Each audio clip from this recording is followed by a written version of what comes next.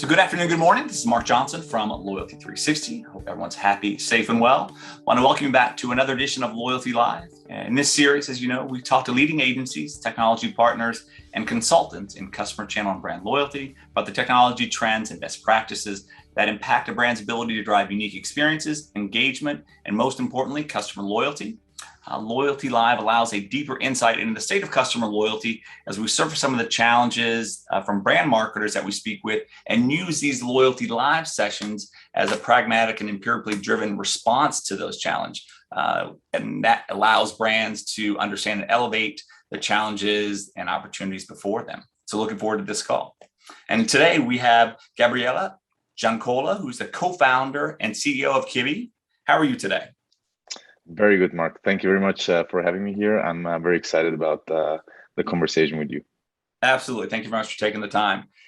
First off, we'd like to get to know the people that we're speaking with on a more personal level. Would love to know a little bit more about yourself, your role at the company, and a bit about your background. Sure. Let's start with the background. I mean, last basically 10 years, always in loyalty. Worked on different loyalty programs, mostly here in Switzerland, with different kind of brands, Burger King, Subway, Superdry, the Swiss Federal Railway, for example. And so always very hands-on in the market, very in the field and getting the data and learning really from customers, from brands, from interviewing them and really working with them very tightly together. In 2017, we basically saw blockchain technology, and from there the whole world changed basically, and we actually started then with Qiibee, let's say this very focused adventure on this intersection between loyalty and blockchain technology to really see what can this disruptive technology actually do for the whole market and then bring brand benefits. Okay. So yeah, that's a bit about background. And I mean, what I'm doing at the company, since we're an early stage tech company, you, as a CEO and as a co-founder, you do a bit everything. Of course, I'm more focused on the business side with our sales, marketing, and product teams. My brother, which is the co-founder, he's more let's say on the technical side with our tech and product and design teams. So basically covering a bit of everything and growing very fast, so it's never boring here. It's always very, very fun and exciting, and COVID, of course, I don't have to mention it. Makes the whole thing even more spicy. Let's call it like that. Absolutely. And I think you started to get into kind of the background of the company as you talked about your background. Can you give us a brief overview of the company, kind of what you guys do, how you do it, sure, how you're leveraging blockchain to enhance customer loyalty platforms and opportunities? Sure. Basically, what we're creating is a global decentralized loyalty ecosystem where brands can connect their loyalty program through blockchain technology, and through that basically empower their customers to exchange rewards with each other. Of course, in a very controlled and selected way, so every brand decides with who they want to work together. And blockchain really is used to make the whole process more efficient. You have one decentralized ledger that is not owned by anybody in the whole ecosystem, and everybody has the same data. So all the reconciliation topics that loyalty companies are talking about, they're basically eliminated. Everything is automatized, and it creates a huge efficiency for let's say on an infrastructure level that enables many more business models and many more innovations basically on top. So the efficiency and the technological part is actually a smaller part. What you can do on top of that, that's really interesting. I mean, just talking about NFTs, for example, it's a huge hype right now. If you take away a bit the hype, people selling for 70 million, Bored Ape Yacht Club selling for 25 millions, that's of course the stuff that we all read, and that's top of mind when you talk about NFTs. But actually, there is a huge technological efficiency that you can create, and with that, a certain liquidity. If you look at collectibles, if you look at tiers, if you look at memberships and all that stuff that has a clear, unique value, the NFT is like made for those kind of dynamics. So for us, it's really about getting to understand the technology more and more and more, because it's in an early stage, and seeing what kind of use cases can we actually then build for the loyalty market. Okay. Excellent. Can you explain the NFTs? Somewhat familiar with them. It seems to be very interesting, as you mentioned, the hype around owning Yeah, a 5-second clip of your favorite sports teams, and kind of the market and correct. arbitrage that's involved. I think obviously our listeners would like to learn more as well. Sure, sure. I mean, NFT basically, to just break it down from a tech perspective, is nothing else that it's called a non-fungible token. So if you hear Bitcoin or Ethereum, those are fungible tokens. So they're not unique on the blockchain. And that's why for certain use cases, like if you want to authenticate a certain piece of art, for example, or you want to create a collectible, or you want to give a certain right to somebody, NFT makes absolutely sense because it is a clear, identifiable, unique token on the blockchain. Now, and as you mentioned it, all the discussion around this millions of dollars that are being done and being created. One super cool example that makes also a lot of sense is from Gary Vee, the media guy from New York. So if you look at the campaign that he did, VeeFriends, he basically is creating a conference. And what he did, he pre-sold the tickets of the conference with an NFT and gave you additionally to that a small art piece. He gave you, for example, depending on the rarity level, 10 minutes FaceTime with him, or I don't know, you can go to dinner with him, or you can have him as a speaker on another conference. And he made with that campaign 51 million. And that's a good use case to show basically how you can create a huge amount of cash flow before you actually have to do the real thing, because the conference is not yet prepared. So you bought that NFT, but you don't know yet what you get at the conference. So it's like completely open. It's nothing. It's a completely pre-sold event, and that nobody knows really what is going to happen. But of course, by creating that marketing machine that he already has, or using that marketing machine that he already has, he really created something unique where you as a customer basically have an ownership over different perks, a conference ticket, a very rare art piece that, I mean, on Christie's, he sold now, I think for one of the artworks in paper, he sold for 1.2 million. It went over the Warhol auction that brought, I think, the sketch from Warhol bought 50K, from Gary Vee was 1.2 million. So there is a huge market behind that. Of course, you have to use it in the right way. And that's when you want to get into the liquidity part. On the technological part, there are just a lot of use cases, like when you look at collectibles. As an example, you go to the supermarket and the kids get the small toy, classic Happy Meal toy when you buy the Happy Meal. All that stuff, if you look at kids, how they're playing more and more with phones, it makes sense to create a digital collectible that they maybe have on their phone and can actually trade around. And it's not lost after 2 weeks in the car of the father. You know what I mean? Absolutely. So there's a huge potential, but there's also a lot of hype. So it's about, putting away the hype and focusing and seeing what can actually build with it. Okay, great. When you look at customer loyalty today, what do you think the biggest challenge or potential, and most importantly, the biggest opportunity you see with regard to customer loyalty? I think it's basically both together. It's challenge and opportunity, because for me, it's being prepared for the next generation, basically of let's say that have the lead on the spending power. Because if you look at younger generations that right now are 15 years old, 20 years old, 25 years old, in 5 to 10 years, those are future leaders. Those will have a big spending power, and you basically, as a brand, you need to prepare for those kids basically. And if you don't understand those kids today, you won't understand them in 5 to 10 years. Actually, you will be even more lost, because they did the whole journey, and you want to start then in 5 to 10 years. So for me, one of the biggest, let's say, challenge for existing brands is really being able to adapt, and I would say to actually overthink the whole strategy regarding customer loyalty. Because if you look how kids are actually interacting with I wouldn't call it loyalty programs, I would call it rewards programs. Because if you look at the game, it's not a loyalty program in that sense, but it rewards you every time you actually play more. And the more you're going up, the more perks you're getting, and the better you're in the game, and so on. So if you want to be ready for these kind of kids, you have to overthink a lot of stuff. And if you look at existing loyalty programs, I think there is a lot of room for optimization and potential to actually move more towards younger generations, and actually being ready already in the next 1, 2, 3 years, because again, it might come even faster than 5 to 10 years. And so it's good that you're prepared for that opportunity in that sense. So it's more a challenge if you're not prepared at the end of the day. Okay.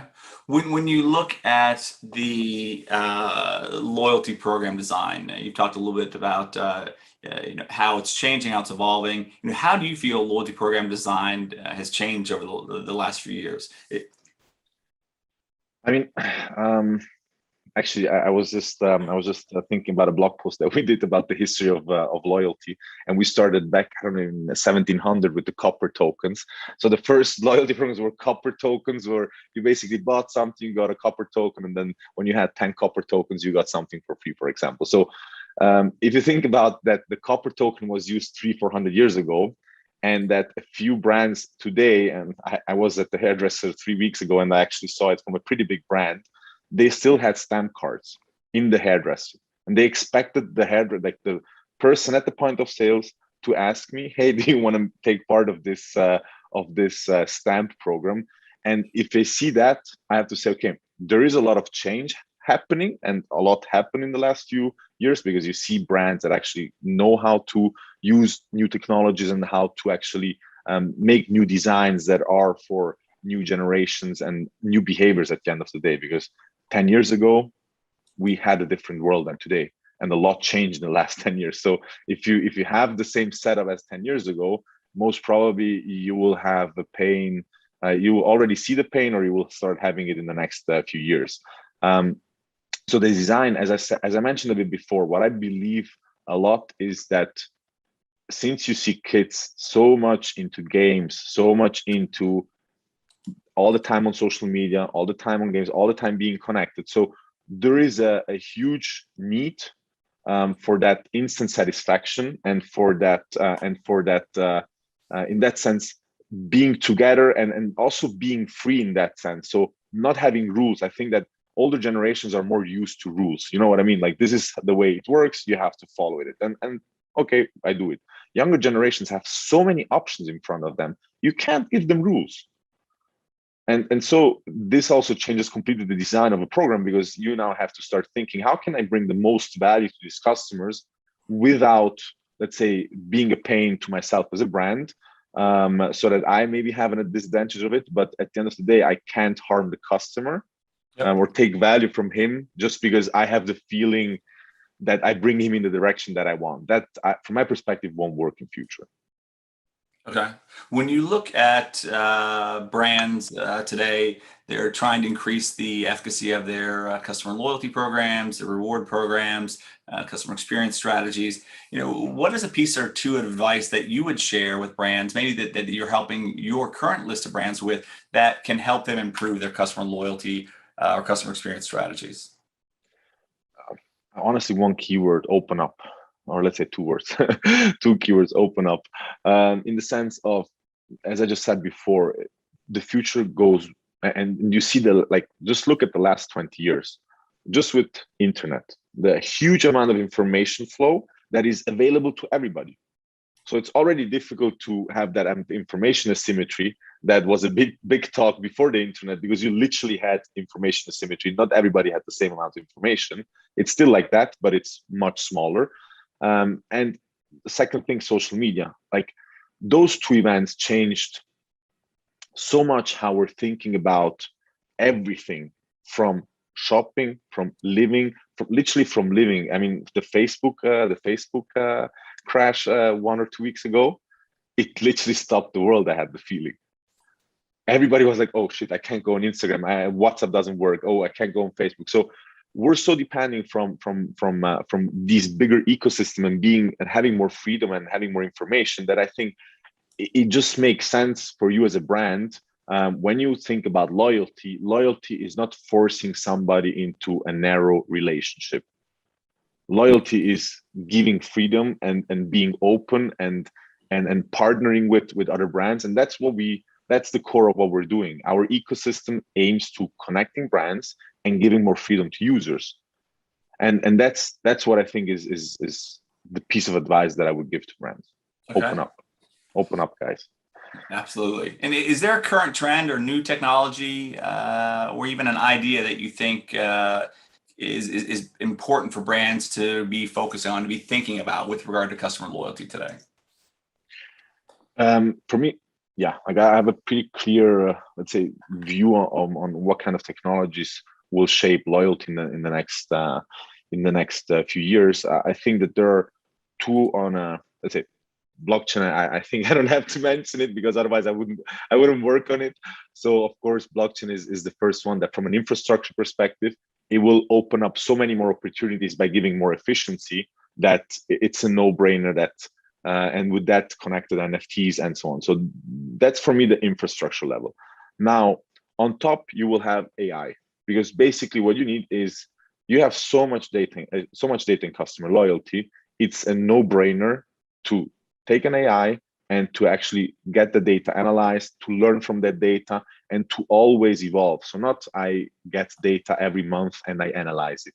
I'm not talking about that stuff. I'm really talking about a continuous analysis of your data and aggregation of your data. And again, if you open up, you get more data. So you see more about your customer, because right now you have a very narrow view on your customer, and you have to do a lot of assumptions, or maybe a lot of research, and paying research companies to make assumptions for you at the end of the day, where that has to go. So if you open up and you use AI as a technology, you will have much more insights.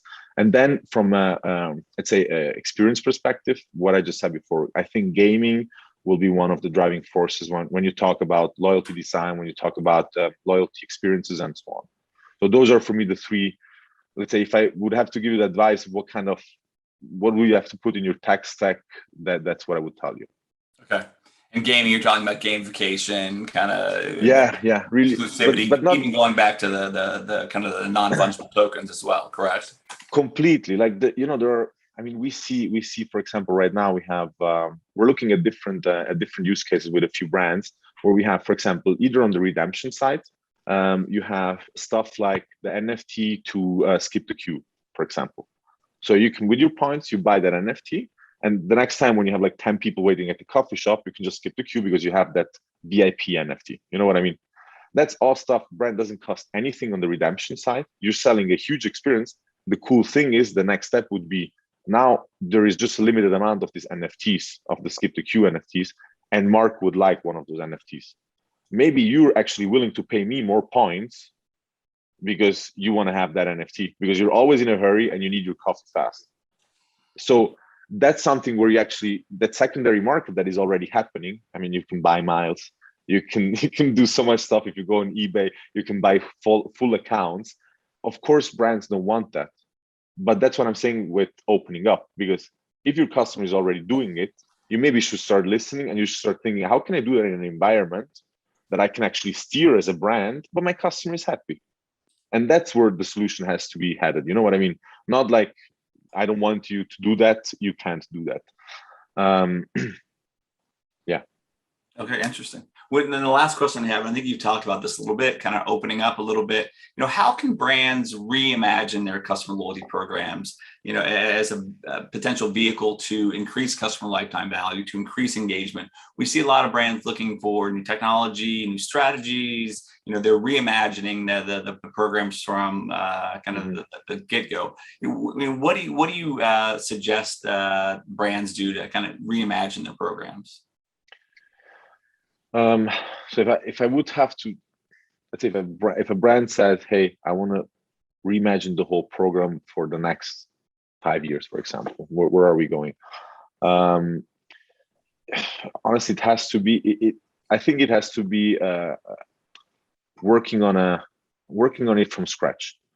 So really, I don't want to say put away what you have, take the data that you have, because you learned so much in the last years that you have a huge amount of data. Now, take that data and take some new technologies, some new approaches, talk with customers, talk maybe not with customers that are interesting right now, but maybe they're interesting in 3 or 4 years with you. Because then you already know what does maybe the 21-year guy think about. And how does he think about that customer experience? What does he think about getting points for that and that interaction? Or what does he think about the 10% discount voucher in the store? And if you then hear that's boring, you actually know you're on the wrong trajectory. And that's where you start thinking, you know what? Let me put the NFT collectible in there that somebody can actually then maybe exchange with another customer for also points. So it's still in my ecosystem. It's still super controlled, but they're having fun. So I think it goes a lot into understanding. At the end of the day, every company has another customer. So it's really understanding your own customer and maybe not taking the straightforward route that you thought the last 5-10 years was the right one. You really have to, I mean, it sounds super cliche, think out of the box, but what I mean with think out of the box is let all the beliefs away that you had until now and try to make some new ones. Try to, I mean, let's be honest. How many leaders of loyalty programs touch the game in the last 5 years? Like touch the PlayStation. You know what I mean? Yeah, if you don't have that kind of interaction, how do you want to design a loyalty program that makes sense for such kind of a target group? So I think that it's much more hands-on work and relearning a bit, understanding a bit the customer better and seeing what is actually needed now. So it's not a specific approach, use this technology or do this design. It's a mix of all of those leverages and it has to fit your customer. Absolutely. Well, I think this is great. Yeah, Gabriele, it's been amazing talking with you. I like your passion. I think you have some unique approaches, and there is a great interest in bringing new functionality to customer loyalty programs, and even 100%. Using potentially a Bitcoin to function as a partnership opportunity. Huge interest in partnerships. So I think learning more about your platform has been great, and look forward to talking to you again soon. Perfect. It was great also for me, Mark. Thank you very much for the invitation, and hope to talk to soon to you. Absolutely. Thank you everyone else for taking the time to listen today, and please join us back next Tuesday for our next edition of Loyalty Live. Have a wonderful day.